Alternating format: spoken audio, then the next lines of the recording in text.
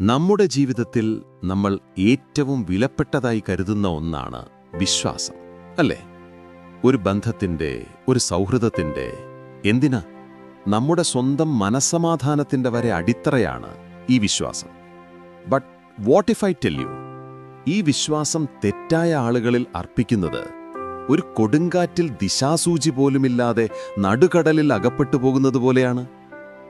നമ്മൾ ആരെയാണ് വിശ്വസിക്കേണ്ടത്, ആരെയാണ് അകറ്റി നിർത്തേണ്ടത്? ഈ ചോദ്യങ്ങൾ നമ്മളെ പലപ്പോഴും ആശയക്കുഴപ്പത്തിലാക്കാറുണ്ട്.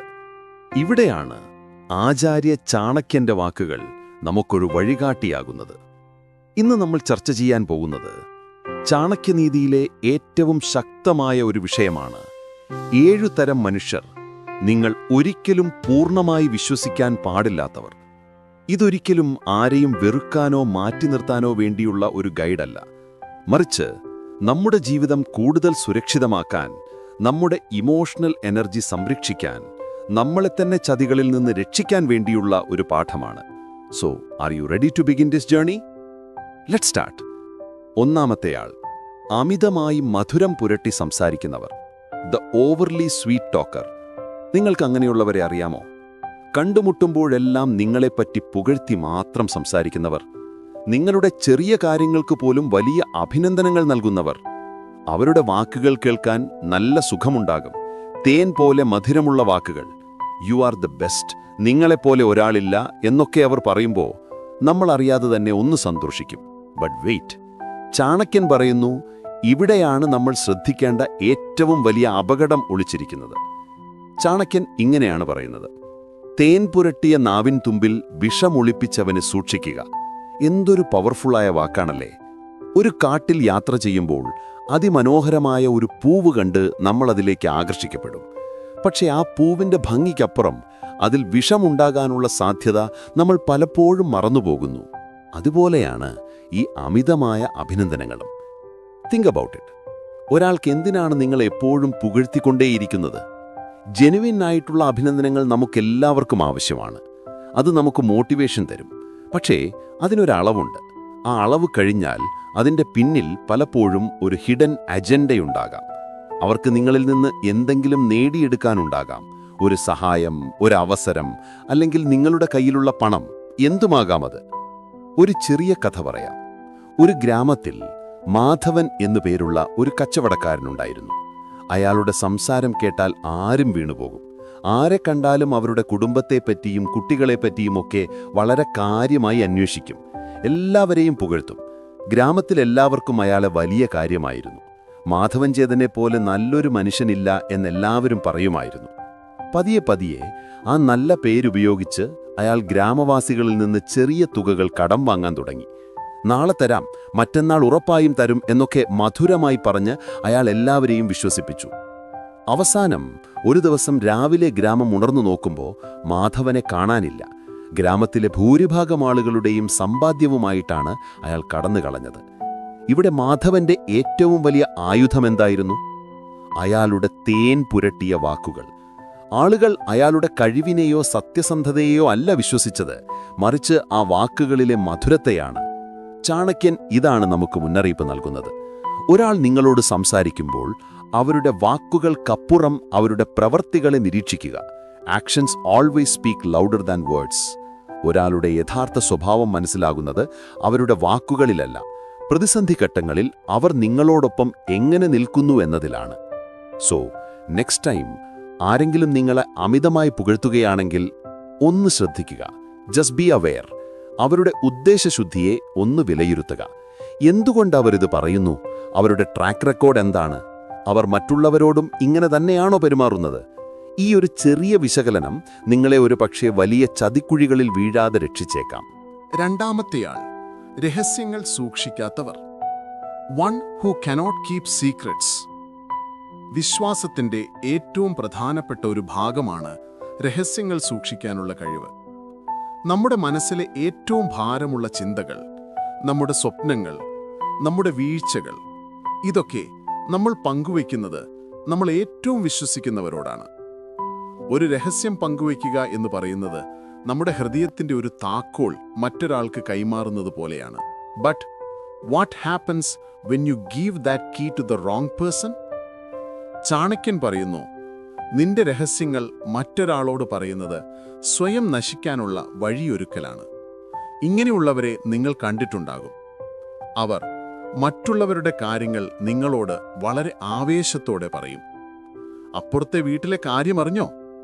ഓഫീസിലെ ആ പുതിയ ആൾക്ക് ഒരു പ്രശ്നമുണ്ട് കേട്ടോ എന്നൊക്കെ പറഞ്ഞ് മറ്റുള്ളവരുടെ രഹസ്യങ്ങൾ ഒരു ചൂടുള്ള വാർത്ത പോലെ അവർ നിങ്ങളുമായി പങ്കുവയ്ക്കും. കേട്ടിരിക്കാൻ ഒരുപക്ഷെ നമുക്കും ഒരു കൗതുകം തോന്നിയേക്കാം. പക്ഷെ ഇവിടെ നമ്മൾ ഓർക്കേണ്ട ഒരു കാര്യമുണ്ട്. ഇന്ന് മറ്റൊരാളുടെ രഹസ്യം നിങ്ങളോട് പറയുന്നയാൾ നാളെ നിങ്ങളുടെ രഹസ്യം മറ്റൊരാളോട് പറയും. It's A simple fact. അവരുടെ സ്വഭാവം അതാണ്. അവർക്ക് രഹസ്യങ്ങൾ ഒരു ഭാരമാണ്. അത് മറ്റൊരാളിലേക്ക് കൈമാറുന്നതുവരെ അവർക്ക് ഒരു സമാധാനവും ഉണ്ടാകില്ല. ഇതിനെയാണ് നമ്മൾ ഗോസിപ്പ് എന്ന് വിളിക്കുന്നത്. അവർക്കതൊരു നേരം പോക്കാണ്. പക്ഷെ നിങ്ങൾക്ക് അത് ജീവിതത്തിലെ ഏറ്റവും വലിയ വേദനയായി മാറിയേക്കാം. ഒരു ചെറിയ ഉദാഹരണം പറയാം. അരുൺ എന്ന ചെറുപ്പക്കാരൻ അവൻ്റെ ഏറ്റവും അടുത്ത സുഹൃത്തായ വിനോദിനോട് അവൻ്റെ ജോലിയിലെ ഒരു പ്രയാസത്തെക്കുറിച്ച് പറഞ്ഞു. അവൻ ആ ജോലി മടുത്തു തുടങ്ങിയിരുന്നു. പുതിയൊരു ജോലിക്ക് ശ്രമിക്കുന്ന കാര്യവും സൂചിപ്പിച്ചു. ഇത് നിന്നോട് മാത്രമേ പറയുന്നുള്ളൂ, വേറെ ആരും അറിയരുത് എന്നവൻ പ്രത്യേകം പറഞ്ഞിരുന്നു. വിനോദ് എല്ലാം കേട്ട് അവനെ ആശ്വസിപ്പിച്ചു. ദിവസങ്ങൾ കഴിഞ്ഞു. ഒരു ദിവസം അരുണിന്റെ മാനേജർ അവനെ ക്യാബിനിലേക്ക് വിളിപ്പിച്ചു. എന്നിട്ട് ചോദിച്ചു, so Arun, you are looking for A new job? Arun ഞെട്ടിപ്പോയി. ഓഫീസിൽ എല്ലാവരും ഈ വിഷയം അറിഞ്ഞിരിക്കുന്നു. അവന്റെ വിശ്വാസം തകർന്നുപോയി. വിനോദ് ആ രഹസ്യം മറ്റൊരാളോട് ഒരു സാധാരണ സംഭാഷണത്തിനിടയിൽ പറഞ്ഞു. അത് കാട്ടുതീ മുല പടർന്നു. അതോടെ അരുണിന്റെ നിലവിലെ ജോലിയിലെ സാഹചര്യം കൂടുതൽ വഷളായി. ഇവിടെ വിനോദിന് ഒരുപക്ഷെ ദുരുദ്ദേശമുണ്ടായിരുന്നില്ലായിരിക്കാം. പക്ഷേ രഹസ്യം സൂക്ഷിക്കാൻ കഴിയാത്ത അവന്റെ സ്വഭാവം അരുണിന്റെ ജീവിതത്തിൽ വലിയൊരു പ്രതിസന്ധി സൃഷ്ടിച്ചു. ചാണക്യന്റെ ഉപദേശം വളരെ പ്രായോഗികമാണ്. നിങ്ങളുടെ വലിയ ലക്ഷ്യങ്ങൾ, നിങ്ങളുടെ സാമ്പത്തിക കാര്യങ്ങൾ, നിങ്ങളുടെ കുടുംബത്തിലെ പ്രശ്നങ്ങൾ, നിങ്ങൾക്ക് കിട്ടിയ അപമാനങ്ങൾ, ഇങ്ങനെയുള്ള കാര്യങ്ങൾ പരസ്യമാക്കാതിരിക്കുക. Everyone doesn't need to know everything about you. നിങ്ങളുടെ ജീവിതം ഒരു തുറന്ന പുസ്തകമാക്കരുത്. ആർക്കൊക്കെ എപ്പോഴൊക്കെ ഏതൊക്കെ താളുകൾ വായിക്കാൻ കൊടുക്കണം എന്ന് നമ്മൾ തീരുമാനിക്കണം. രഹസ്യങ്ങൾ സൂക്ഷിക്കാൻ കഴിവില്ലാത്ത ഒരു സുഹൃത്തിനേക്കാൾ നല്ലത് രഹസ്യങ്ങൾ പങ്കുവയ്ക്കാതിരിക്കുന്നതാണ്.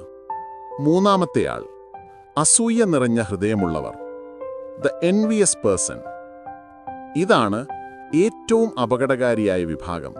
കാരണം ഇവരെ തിരിച്ചറിയാൻ വളരെ പ്രയാസമാണ്. ഇവർ നിങ്ങളുടെ സുഹൃത്തായി, സഹകർമ്മിയായി, ചിലപ്പോൾ ബന്ധുവായി നിങ്ങളുടെ കൂടെ തന്നെ ഉണ്ടാകും. നിങ്ങളുടെ മുഖത്ത് നോക്കി ചിരിക്കും, നിങ്ങളുടെ വിജയങ്ങളിൽ നിങ്ങളെ അഭിനന്ദിക്കും. പക്ഷേ ആ ചിരിക്കു പിന്നിൽ, ആ അഭിനന്ദന വാക്കുകൾക്ക് പിന്നിൽ അസൂയയുടെ ഒരു കനൽ എരിയുന്നുണ്ടാകും. ചാണക്യൻ പറയുന്നു, അസൂയാലുവായ ഒരാളെപ്പോലെ അപകടകാരിയായ മറ്റൊരു ശത്രുവില്ല. അസൂയ അഥവാ എൻവിയും ആഗ്രഹം അഥവാ ജലസിയും രണ്ടും രണ്ടാണ്. ഒരാളുടെ കയ്യിലുള്ളത് എനിക്കും വേണം എന്ന് തോന്നുന്നത് ഒരു തരം ആഗ്രഹമാണ്. അതൊരുപക്ഷെ നമ്മളെ കൂടുതൽ പരിശ്രമിക്കാൻ പ്രേരിപ്പിച്ചേക്കാം. എന്നാൽ അസൂയ അങ്ങനെയല്ല. അവനുള്ളത് അവന് വേണ്ടായിരുന്നു എന്ന് ചിന്തിക്കുന്ന വിഷലിപ്തമായ ഒരു ചിന്തയാണ് അസൂയ. നിങ്ങളുടെ സന്തോഷം അവരെ അസ്വസ്ഥരാക്കും. നിങ്ങളുടെ വിജയം അവർക്ക് സഹിക്കാൻ കഴിയില്ല. നിങ്ങളുടെ ജീവിതത്തിൽ നിങ്ങൾക്കൊരു നേട്ടമുണ്ടാകുമ്പോൾ, ഒരു പ്രൊമോഷൻ കിട്ടുമ്പോൾ, അല്ലെങ്കിൽ നിങ്ങൾ സന്തോഷത്തോടെ ഇരിക്കുമ്പോൾ അവരുടെ പ്രതികരണം ശ്രദ്ധിച്ചിട്ടുണ്ടോ? ഒരു അസൂയാലുവായ വ്യക്തിക്ക് നിങ്ങളുടെ സന്തോഷത്തിൽ ആത്മാർത്ഥമായി പങ്കുചേരാൻ കഴിയില്ല. അവർ ഒന്നുകിൽ വിഷയം മാറ്റാൻ ശ്രമിക്കും, അല്ലെങ്കിൽ ആ വിജയത്തെ ചെറുതാക്കി കാണിക്കും. ഓ, അതൊക്കെ ഒരു ഭാഗ്യം കൊണ്ട് കിട്ടിയതല്ലേ, അല്ലെങ്കിൽ ഈ കമ്പനിയിൽ ആർക്കും ഇതൊക്കെ കിട്ടും എന്ന് പറഞ്ഞ് നിങ്ങളുടെ സന്തോഷത്തിന്റെ ശോഭ കെടുത്താൻ ശ്രമിക്കും. ഇവർ നിങ്ങളുടെ മുന്നിൽ വെച്ച് നിങ്ങളെ പുകഴ്ത്തുമായിരിക്കും, എങ്കിലും നിങ്ങളില്ലാതെ മറ്റുള്ളവരോട് നിങ്ങളെക്കുറിച്ച് മോശമായി സംസാരിക്കും. നിങ്ങളുടെ ചെറിയ തെറ്റുകൾ പോലും അവർ പർവ്വതീകരിച്ച് കാണിക്കും. കാരണം നിങ്ങളുടെ മതിപ്പ് കുറയുന്നത് കാണാനാണ് അവർക്കിഷ്ടം. ഇത് ഒരു തരം സ്ലോ പോയിസൺ പോലെയാണ്. പതിയെ പതിയെ നിങ്ങളുടെ കോൺഫിഡൻസിനെ അതില്ലാതാക്കും. ഒരു കഥയിലൂടെ ഇത് വ്യക്തമാക്കാം. ഒരു ഓഫീസിൽ രവിയും സുമേഷും നല്ല സുഹൃത്തുക്കളായിരുന്നു. രവിക്ക് ഒരു പ്രധാനപ്പെട്ട പ്രോജക്റ്റ് കിട്ടി. അവനത് വിജയകരമായി പൂർത്തിയാക്കി. കമ്പനിയിൽ എല്ലാവരും രവിയെ അഭിനന്ദിച്ചു. സുമേഷും അവനെ കെട്ടിപ്പിടിച്ച് അഭിനന്ദിച്ച് congratulations buddy, I am so proud of you എന്ന് പറഞ്ഞു. എന്നാൽ അതിനുശേഷം സുമേഷിന്റെ പെരുമാറ്റത്തിൽ ചെറിയ മാറ്റങ്ങൾ വന്നു തുടങ്ങി. രവി സംസാരിക്കുമ്പോൾ അവൻ ശ്രദ്ധിക്കാതെയായി. മീറ്റിംഗുകളിൽ രവിയുടെ ആശയങ്ങളിൽ അവൻ പതുക്കെ കുറ്റം കണ്ടുപിടിക്കാൻ തുടങ്ങി. പിന്നീട് രവി അറിയാതെ അവന്റെ പ്രോജക്റ്റിലെ ചില ചെറിയ പിഴവുകൾ സുമേഷ് മാനേജ്മെന്റിന്റെ ശ്രദ്ധയിൽപ്പെടുത്തി. അത് രവിക്ക് ചെറിയൊരു തിരിച്ചടിയായി. പുറമേക്കിപ്പോഴും നല്ല സുഹൃത്തായി അഭിനയിക്കുമ്പോഴും ഉള്ളിൽ രവിയുടെ വളർച്ച തടയുകയായിരുന്നു സുമേഷിന്റെ ലക്ഷ്യം. ഇങ്ങനെയുള്ളവരെ എങ്ങനെ തിരിച്ചറിയാം? അവർ നിങ്ങളുടെ വിജയങ്ങളിൽ പൂർണ്ണ മനസ്സോടെ സന്തോഷിക്കില്ല. നിങ്ങളുടെ പരാജയങ്ങളിൽ അവർക്കൊരു ഉത്സുഖമുണ്ടാകും. നിങ്ങളെ മറ്റുള്ളവരുമായി താരതമ്യം ചെയ്ത് സംസാരിക്കും. നിങ്ങളുടെ പുറകിൽ നിന്ന് നിങ്ങളെക്കുറിച്ച് മോശമായി പറയും. ചാണക്യൻ നൽകുന്ന ഉപദേശം ഇതാണ്: നിങ്ങളുടെ വലിയ പദ്ധതികളും സ്വപ്നങ്ങളും പൂർണ്ണമായി വിജയിക്കുന്നതുവരെ എല്ലാവരുമായി പങ്കുവയ്ക്കാതിരിക്കുക. പ്രത്യേകിച്ച് അസൂയയുണ്ടെന്ന് നിങ്ങൾക്ക് സംശയമുള്ളവരുമായി. നിങ്ങളുടെ സന്തോഷം കണ്ട് ആത്മാർത്ഥമായി സന്തോഷിക്കുന്നവരാരാണോ അവരാണ് നിങ്ങളുടെ യഥാർത്ഥ സുഹൃത്തുക്കൾ. അല്ലാത്തവരെ തിരിച്ചറിയുക. അവരിൽ നിന്ന് ഒരു സുരക്ഷിതമായ അകലം പാലിക്കുക. ഇത് നിങ്ങളെ മാനസികമായി തളർത്തുന്ന പല സാഹചര്യങ്ങളിൽ നിന്നും രക്ഷിക്കും. നാലാമത്തെയാൾ, അതിയായി ദേഷ്യപ്പെടുന്നവർ. The extremely short tempered person. ദേഷ്യം നമുക്കെല്ലാവർക്കും എപ്പോഴെങ്കിലുമൊക്കെ തോന്നുന്ന ഒരു വികാരമാണ്. ചില സാഹചര്യങ്ങളിൽ അത് സ്വാഭാവികവുമാണ്. പക്ഷെ ചിലരുണ്ട്, അവരുടെ ദേഷ്യം ഒരു നിയന്ത്രണവുമില്ലാത്ത കാട്ടുതീ പോലെയാണ്. ചെറിയ കാര്യങ്ങൾക്ക് പോലും അവർ പൊട്ടിത്തെറിക്കും. വാക്കുകൾ കൊണ്ട് മറ്റുള്ളവരെ മുറിവേൽപ്പിക്കും. അവരുടെ ദേഷ്യം അടങ്ങുമ്പോൾ ഒരുപക്ഷെ അവർ സോറി പറഞ്ഞേക്കാം. പക്ഷേ അവരെറിഞ്ഞ വാക്കുകൾ ഉണ്ടാക്കിയ മുറിവുകൾ അപ്പോഴും അവിടെ തന്നെ ഉണ്ടാകും. ചാണക്യൻ ഇതിനെക്കുറിച്ച് വളരെ വ്യക്തമായ ഒരു മുന്നറിയിപ്പ് നൽകുന്നുണ്ട്. അദ്ദേഹം പറയുന്നു, ദേഷ്യത്തിൽ ഒരു തീരുമാനവും എടുക്കരുത്. ദേഷ്യം ബുദ്ധിയെ മറയ്ക്കും. എപ്പോഴും ദേഷ്യത്തിൽ ജീവിക്കുന്ന ഒരാളെ വിശ്വസിക്കുന്നത് എപ്പോൾ വേണമെങ്കിലും പൊട്ടിത്തെറിക്കാവുന്ന ഒരു അഗ്നിപർവ്വതത്തിന്റെ മുകളിൽ വീട് വയ്ക്കുന്നത് പോലെയാണ്. നിങ്ങൾക്കൊരിക്കലും അവിടെ സമാധാനമായി ഉറങ്ങാൻ കഴിയില്ല. ഇങ്ങനെയുള്ളവരുടെ പ്രശ്നം എന്താണെന്ന് വെച്ചാൽ, ദേഷ്യം വരുമ്പോൾ അവർക്ക് ശരിയും തെറ്റും തിരിച്ചറിയാൻ കഴിയില്ല. അവരുടെ യുക്തിബോധം നഷ്ടപ്പെടും. ആ സമയത്ത് അവർക്ക് നിങ്ങളോടുള്ള സ്നേഹമോ പഴയ ബന്ധമോ ഒന്നും ഓർമ്മയുണ്ടാകില്ല. അവരുടെ ലക്ഷ്യം ആ നിമിഷത്തിൽ ജയിക്കുക എന്നത് മാത്രമായിരിക്കും. ആ ജയത്തിനു വേണ്ടി അവർ ഏതറ്റം വരെയും പോകും. നിങ്ങളുടെ രഹസ്യങ്ങൾ വിളിച്ചു പറഞ്ഞേക്കാം. നിങ്ങളെ പരസ്യമായി അപമാനിച്ചേക്കാം. Imagine this situation. നിങ്ങൾ നിങ്ങളുടെ ഒരു ഷോർട്ട് ടെമ്പേർഡ് സുഹൃത്തുമായി ഒരു ബിസിനസ് പാർട്ട്ണർഷിപ്പിൽ ഏർപ്പെട്ടു എന്ന് കരുതുക. ഒരു ചെറിയ അഭിപ്രായ വ്യത്യാസമുണ്ടാകുന്നു. ആ നിമിഷത്തെ ദേഷ്യത്തിൽ അയാൾ നിങ്ങളുടെ ഇടപാടുകാരുടെ മുന്നിൽ വെച്ച് നിങ്ങളോട് മോശമായി സംസാരിക്കുന്നു. നിങ്ങളുടെ കഴിവിനെ ചോദ്യം ചെയ്യുന്നു. അത് നിങ്ങളുടെ ബിസിനസ്സിനെയും നിങ്ങളുടെ റെപ്യൂട്ടേഷനെയും എത്ര മോശമായി ബാധിക്കുമെന്ന് ഒന്നോർത്തു നോക്കൂ. ദേഷ്യം മാറുമ്പോൾ അയാൾ വന്ന് സോറി, അപ്പോഴത്തെ ദേഷ്യത്തിൽ പറഞ്ഞു പോയതാണ് എന്ന് പറഞ്ഞാൽ ആ നഷ്ടമില്ലാതാകുമോ? ഇല്ല. ചാണക്യൻ പറയുന്നത്, ഇങ്ങനെയുള്ളവരുമായി ഒരു വൈകാരികമായ അകലം, ഇമോഷണൽ ഡിസ്റ്റൻസ് പാലിക്കണമെന്നാണ്. അവരെ ശത്രുവായി കാണണമെന്നല്ല, പക്ഷേ നിങ്ങളുടെ ജീവിതത്തിലെ ഏറ്റവും പ്രധാനപ്പെട്ട കാര്യങ്ങൾ, നിങ്ങളുടെ ഭാവിയെ സംബന്ധിച്ച തീരുമാനങ്ങൾ, നിങ്ങളുടെ സാമ്പത്തിക ഇടപാടുകൾ എന്നിവയിൽ അവരെ പൂർണ്ണമായി ആശ്രയിക്കാതിരിക്കുക. കാരണം അവരുടെ വികാരങ്ങൾ സ്ഥിരതയില്ലാത്തതാണ്. ഇന്ന് നിങ്ങളെ സ്നേഹിക്കുന്നയാൾ നാളത്തെ ദേഷ്യത്തിൽ നിങ്ങളുടെ ഏറ്റവും വലിയ ശത്രുവായി മാറിയേക്കാം. ഒരു ശാന്തമായ തടാകം പോലെയാണ് വിവേകമുള്ള ഒരു മനസ്സ്.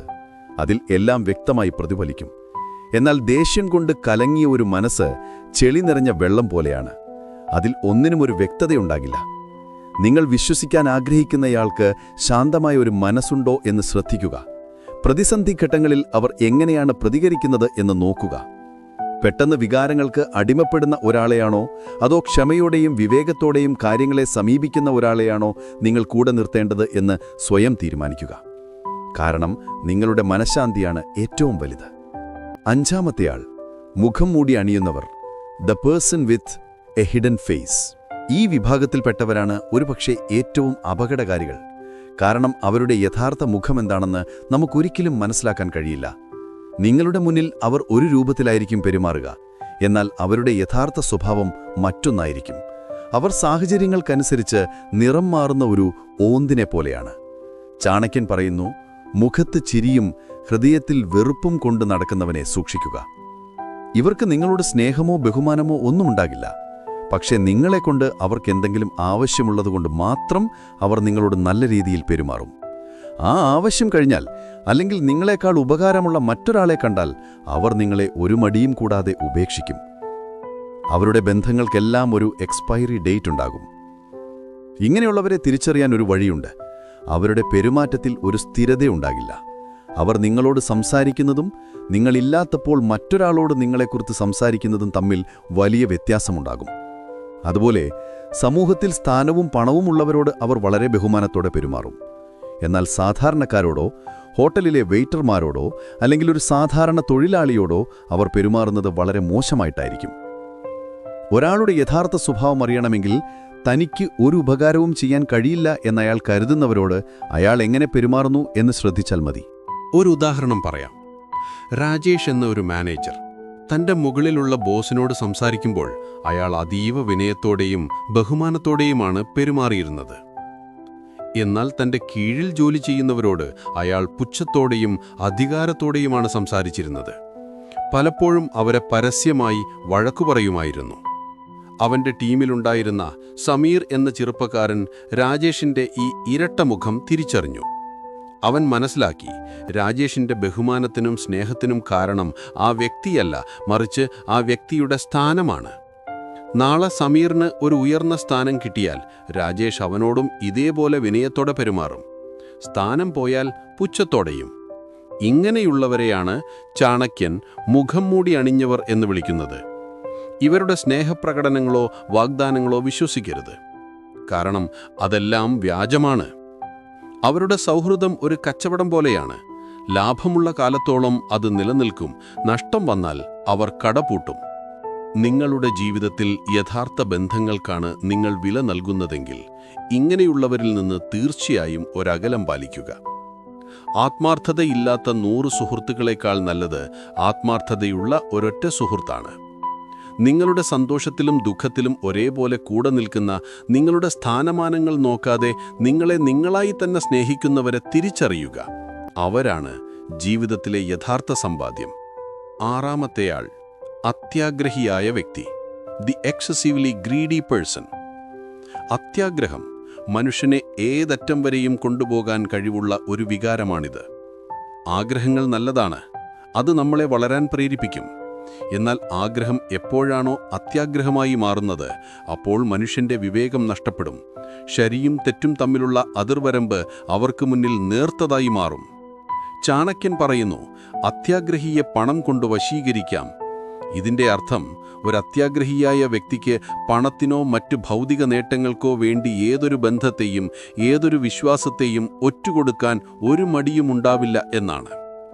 ഇങ്ങനെയുള്ളവരുടെ ലോകം എനിക്കെന്തു കിട്ടും എന്ന ഒറ്റ ചോദ്യത്തിൽ ഒതുങ്ങി നിൽക്കും. അവർ ഒരു സൗഹൃദം സ്ഥാപിക്കുന്നത് പോലും അതിൽ നിന്ന് ഭാവിയിൽ എന്തു നേട്ടമുണ്ടാക്കാം എന്ന് കണക്കുകൂട്ടിയായിരിക്കും.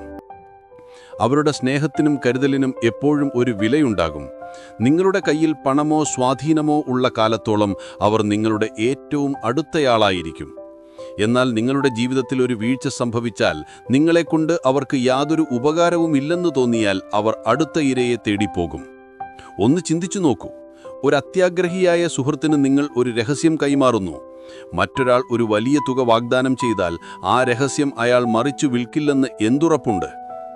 ഒരു അത്യാഗ്രഹിയായ പങ്കാളിയുമായി നിങ്ങൾ ഒരു ബിസിനസ് ആരംഭിക്കുന്നു. കൂടുതൽ ലാഭം കിട്ടുന്ന ഒരവസരം വന്നാൽ അയാൾ നിങ്ങളെ ചതിക്കില്ലെന്ന് എങ്ങനെ വിശ്വസിക്കാൻ കഴിയും? Their loyalty is not to you.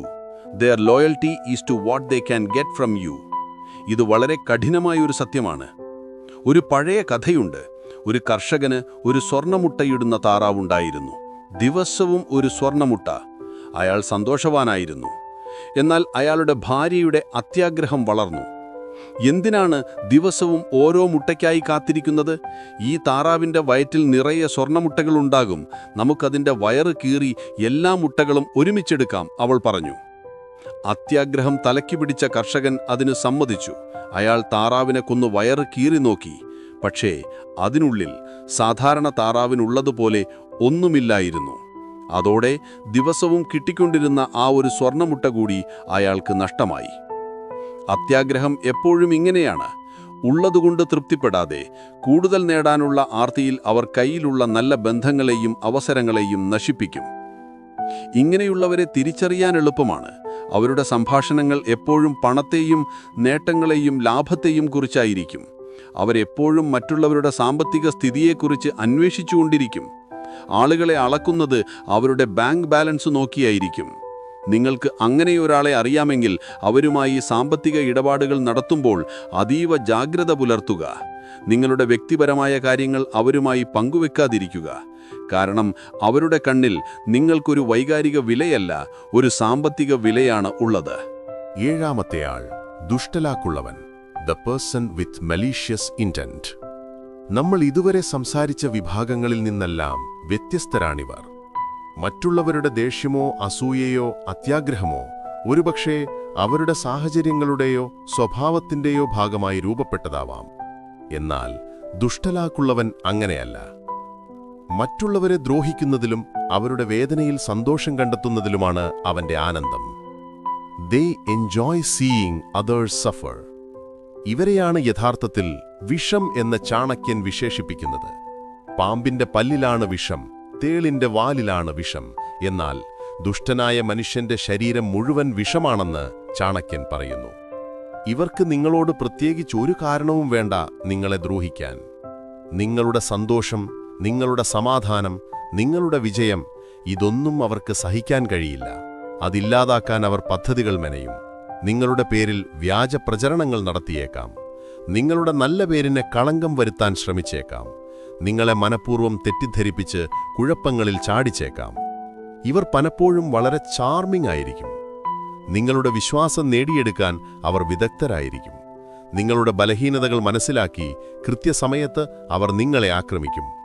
ഒരു ചിലന്തി വല നെയ്യുന്നതുപോലെ വളരെ ക്ഷമയോടെ അവർ നിങ്ങൾക്കായി ഒരു കെണിയൊരുക്കും. ഇങ്ങനെയുള്ളവരെ തിരിച്ചറിയാനുള്ള ഏറ്റവും നല്ല മാർഗം നിങ്ങളുടെ ഇൻറ്റ്യൂഷൻ, അതായത് ഉപബോധ മനസ്സിനെ വിശ്വസിക്കുക എന്നതാണ്. ചില ആളുകളോട് സംസാരിക്കുമ്പോൾ നമുക്കൊരു നെഗറ്റീവ് ഫീൽ ഉണ്ടാകാറില്ലേ?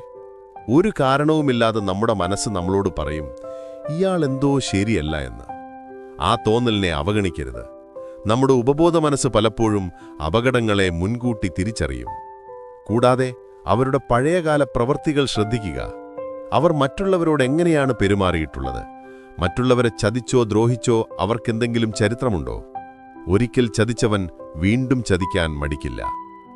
ഇങ്ങനെയുള്ള ഒരാളെ നിങ്ങളുടെ ജീവിതത്തിൽ തിരിച്ചറിഞ്ഞാൽ ഒരൊറ്റ വഴിയേ ഉള്ളൂ: കട്ട് ദം ഓഫ് കംപ്ലീറ്റ്ലി. അവരുമായി ഒരു തർക്കത്തിനോ വിശദീകരണത്തിനോ പോകരുത്. അതവർക്ക് നിങ്ങളെ വീണ്ടും ദ്രോഹിക്കാനുള്ള ഒരവസരം നൽകുകയേ ഉള്ളൂ. നിശബ്ദമായി അവരിൽ നിന്ന് പൂർണ്ണമായി അകന്നുമാറുക. നിങ്ങളുടെ ജീവിതത്തിൽ നിന്ന് അവരെ പൂർണ്ണമായും ഒഴിവാക്കുക. ഇത് നിങ്ങളുടെ മാനസികവും വൈകാരികവുമായ ആരോഗ്യത്തിന് നിങ്ങൾ നൽകുന്ന ഏറ്റവും വലിയ സംരക്ഷണമായിരിക്കും. അപ്പോൾ നമ്മൾ 7 തരം ആളുകളെക്കുറിച്ച് സംസാരിച്ചു.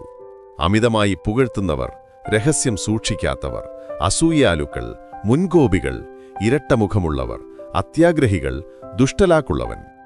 ചാണക്യന്റെ ഈ ഉപദേശങ്ങൾ ആരെയും വെറുക്കാനോ മനുഷ്യരിലുള്ള വിശ്വാസം മുഴുവൻ നഷ്ടപ്പെടുത്താനോ വേണ്ടിയുള്ളതല്ല. മറിച്ച് നമ്മുടെ ജീവിതത്തിലേക്ക് ആരെയാണ് കൂടുതൽ അടുപ്പിക്കേണ്ടത്, ആരിൽ നിന്നാണ് ഒരു സുരക്ഷിതമായ അകലം പാലിക്കേണ്ടത് എന്ന് തിരിച്ചറിയാനുള്ള ഒരു വിവേകം നമുക്ക് നൽകാനാണ്. Think of it this way. നമ്മുടെ വീടിന് നമ്മൾ ഒരു ഗേറ്റ് വെക്കുന്നത് എന്തിനാണ്? ലോകത്തുള്ള എല്ലാവരും മോശക്കാരായതുകൊണ്ടാണോ? അല്ല, നമ്മുടെ വീടിന്റെ സുരക്ഷ ഉറപ്പാക്കാനാണ്. അതുപോലെ നമ്മുടെ മനസ്സിനും ഒരു ഗേറ്റ് ആവശ്യമാണ്.